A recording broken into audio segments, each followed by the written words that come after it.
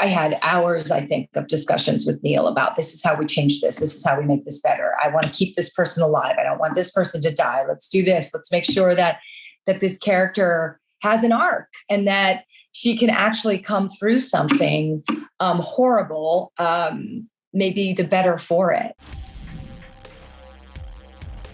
Wow, Maggie, it is so nice to meet you. And you.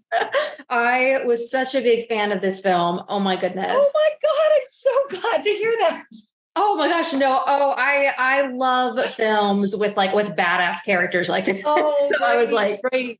We definitely tried. So that's great to hear. Oh my, it was so amazing. So first of all, I would just love to know, what was it that drew you to the film and made you want to get involved? I liked Neil. I thought Neil had some good films under his belt. I thought it would be very interesting to work with him. He wrote it as well. So, and he's, known for his plays more than his films, but I really respected him as a playwright as well. So I was like, okay, let's jump into this. And so we had lots of discussions actually before I took the movie. But what I loved about it was, first of all, I love her because the fact that she's still in the world and operating is hilarious because she has so many issues. She definitely, she has to process sort of like what she's been through and sort of, where she's going. But at the end of the day, she has a good heart. There are people that she loves. And I love that she led these women out of something, as best she could. Women who would have never been able to navigate through a situation like this. And I know that her dedication, when I read it, her dedication to get everyone out safe and to protect the people that were sort of under her watch was really important to her. And I liked her galvanizing effect on these women. I love that she made them believe that they had the strength that they never thought that they did. Well, you just touched on this a little bit, but I am also a big fan of Neil's work. I was a fan of his chamber piece, House of Darkness. Yes. I thought it was so great. So I would love to know, what did he really bring to this film? How was working together on this one? It was fun because he's very collaborative. And I would expect that from a theater director, but not everyone's the same. There's, in theater, things always change and it's always moving and everyone's take and opinion matters. And so I think Neil's used to that. So, going into movies and crossing over, I had a lot of notes. I dissected the script and really, I had hours, I think, of discussions with Neil about this is how we change this. This is how we make this better. I want to keep this person alive. I don't want this person to die. Let's do this. Let's make sure that this character has an arc and that she can actually come through something horrible, maybe the better for it. And if we miss that, then the movie's for nothing. It's just a thriller without, any kind of full circle moment. Well, you've done a lot of projects. And it's not your first kind of role like this. You played Nikita. Yeah. So, exactly. Yeah. But was there anything about Tess that really kind of stuck out and made her different from other similar roles that you've played? Oh, yeah, definitely.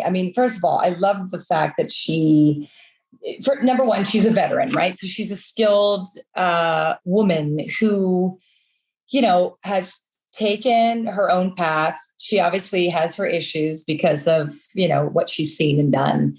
She struggled with addiction. She got over that addiction. She's trying to find the light.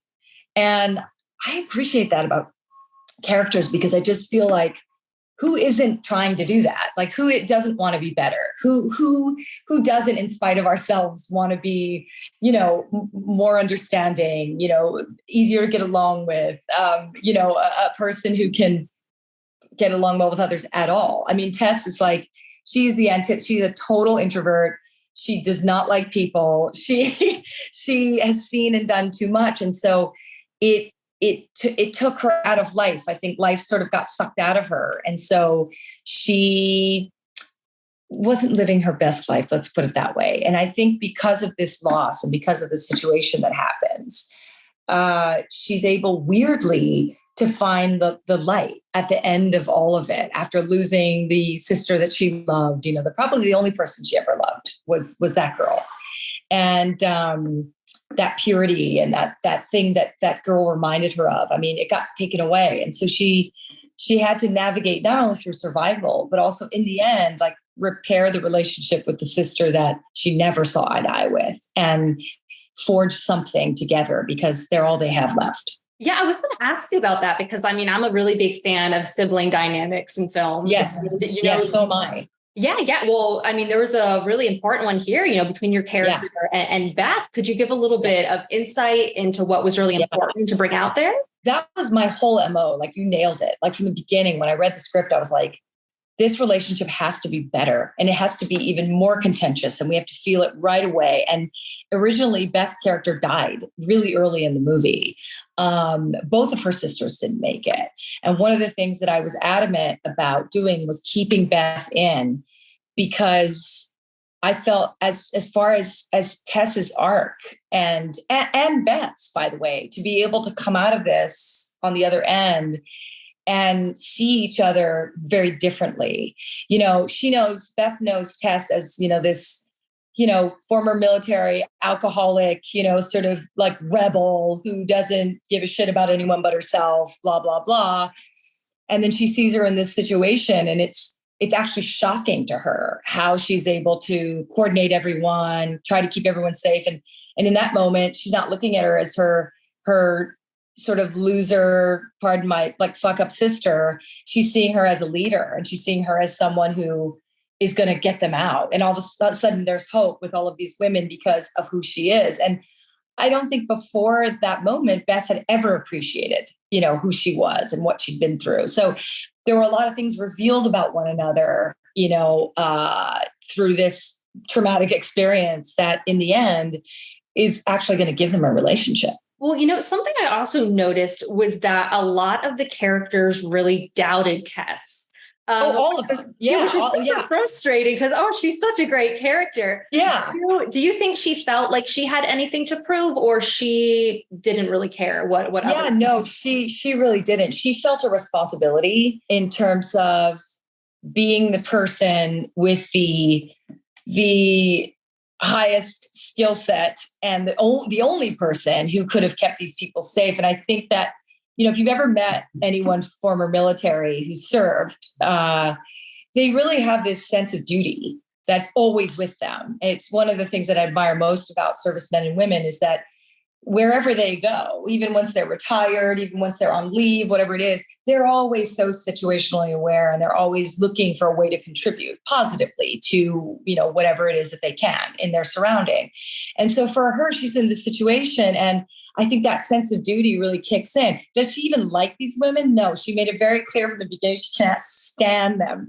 But that's a testament, again, to servicemen and women and how they see things. It's not about that. It's the fact that I have a duty as a person with the skills to get us out of here, and I'm going to try to do that, and whether I like you or not. And I love that because, if she had her way, I'm sure she wouldn't mind any of those women getting lost in the shuffle. But she lost her sister and was like, we're not losing anyone else. We're just not doing it. And I'm going to make sure that happens. So I don't know. I loved that about her. And what I love too is that whenever anybody would doubt her, one of the characters was, wouldn't stop going on and on about, well, how do you know? How do you know? And she's like, you got a better idea. You do it.